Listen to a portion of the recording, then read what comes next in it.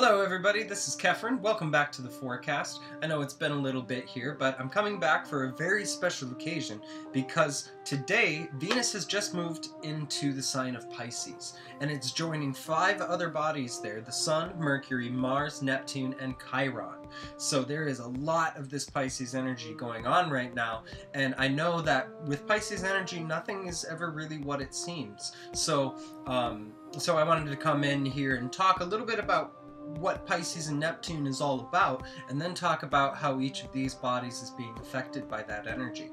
So Pisces and Neptune both correspond to dissolution, and by that, that's a very broad concept.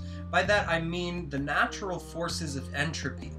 Entropy is it describes the dynamic at which things break apart, at which energy disseminates, and it's another word for it is chaos theory, and I'll get a little more into that in another video. But basically, Pisces is the energy of how things break apart and how things break down. And now, what that really means is that when something does break apart, it releases its essence. Like if you open an egg or a geode, if you've ever seen one of those geodes, if you crack one open, what is inside, the essential components of that form, whatever it is, are made bare. They are released from the form.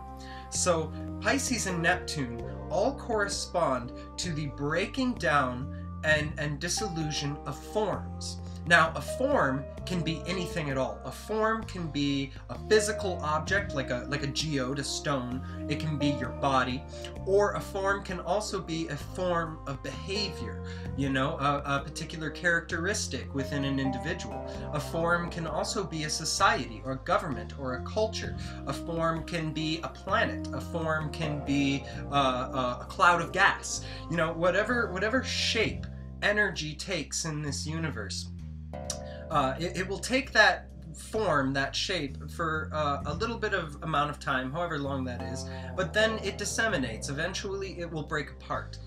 And with all of these planets in Pisces, that's kind of what's happening now in our lives. In whatever way, we are all experiencing the break apart of some form within our lifetimes.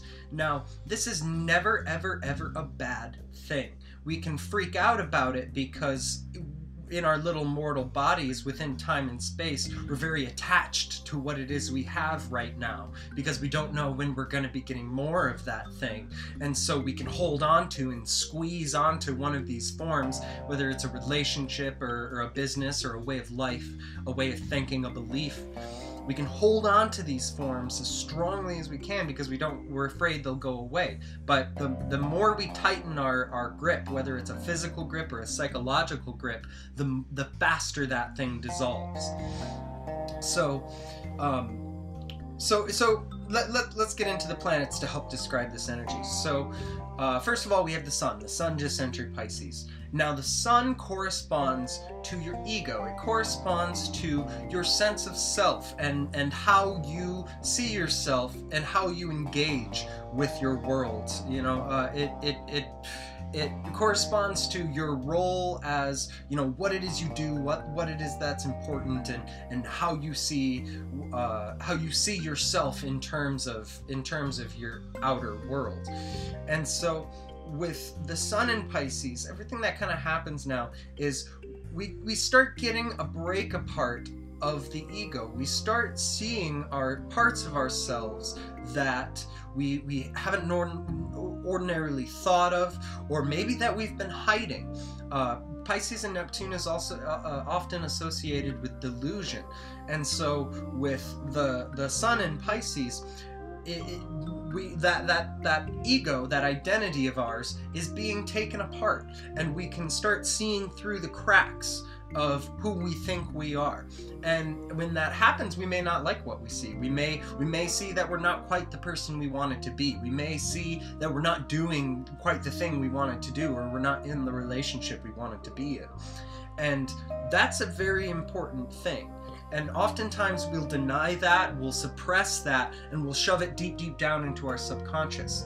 But when Neptune and Pisces are involved, what is within your deepest consciousness, the deepest unconscious self, those things come to the surface, and we have to deal with them. Otherwise we're taken apart, because those forces are stronger. Pisces and Neptune is all about understanding that the non-physical universe that we live in, things that are outside of bodies, it has much more strength, it has much more power than we can really comprehend at any given moment. And when in our lifetimes we're confronted with these grand forces that are bigger than us, it's a process of learning how to go with the flow. We have to, these things happen to us in order for us to realign ourselves with the greater flow of energy as it is. Because if you're trying to swim upstream and say this stream is the size of our galaxy, you're gonna lose. You know, you have to be following the current of the river you're on if you want to experience harmony or happiness or fluidity in your life. So with the Sun in Pisces, we're having to let go of parts of ourselves that don't serve us anymore. So now Mercury's just gone retrograde, and so in general, what that means when Mercury goes retrograde is that you have to really start looking at things from a different perspective. You have to understand that your thought process is happening subjectively, that you are the one who is constructing and identifying and comparing and contrasting all of these different things about your life. That's you doing that. And so with Mercury retrograde in Pisces, it's time to be analyzing and reflecting on our relationship and how our thoughts are affected by these energies that are coming up from deep within our subconscious. We're having to merge our conscious thinking, waking mind with the abstract and oftentimes surreal, illogical, irrational notions and sensations that we get from our subconscious. It's much like living in a dream. Pisces and Neptune is very much associated with dreams. Because in the dream, nothing ever makes sense, or at least it never seems to. You know, random occurrences happen. You know, we interact with people who we think we know, but we've never actually seen them in life. And, you know, all of these strange things happen in dreams. But when you understand the nature of the unconscious, when you understand that your unconscious self speaks to you in metaphors, it's never literal. Your mind likes to be literal. Your brain really likes to be literal and for everything to make sense. But to really understand this world, you have to understand the nature of symbols. You have to understand that the surface of something, the letter, is never, ever, ever the end-all, be-all of that idea or that concept. Everything we look at in the universe, every idea, every person, every experience, it's all an iceberg. There's always this surface thing that we're looking at and engaging with, but there's this much greater energy behind that thing that is the force that's shaping and molding the events on the surface. So with Mercury in Pisces, we're having to really open our minds, especially retrograde, open our minds and look at what it is our subconscious is telling us. Really understand those symbols. Really start paying attention to your dreams during this period. That's going to be a very educational and enlightening experience. You know, I would recommend to everybody keeping a dream journal. Write your dreams, write your thoughts about the dream. And when you're analyzing symbols, ask yourself, okay, so I was just given a banana in my dream by my dead grandmother. Okay, well, what's a banana? Well, a banana is it's a tropical fruit. It's a kind of it's a very nutritious thing. It's yellow. And so you can go into all of these characteristics of the banana. How does a banana make you feel? Well, it satisfies me, it fills me, it gives me what I need, it nourishes me.